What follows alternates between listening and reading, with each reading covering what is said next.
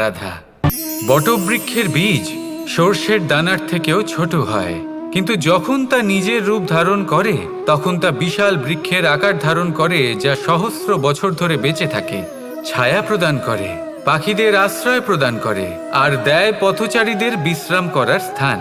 কেন? কারণ সেই ছোট বীজ তা মাটির ভেতরে গিয়ে নিজের খোলস ত্যাগ করে। অন্ধকারে থাকে সে, যতই আলো আসুক না কেন, যতই বর্ষা আসুক না কেন, সব সহ্য করে। আর তারপরে একটা চারা গাছ অঙ্কুরিত হয়, তারপর ধীর গতিতে একটা বিশাল বৃক্ষতে পরিণত হয়। দেখুন, জীবনে কঠিন সময় আসে, এই জন্য নয় যে আপনি হার মেনে নেবেন, এই জন্য আসে যাতে আপনি ভবিষ্যৎ নির্মাণের জন্য নিজেকে তৈরি করতে পারেন।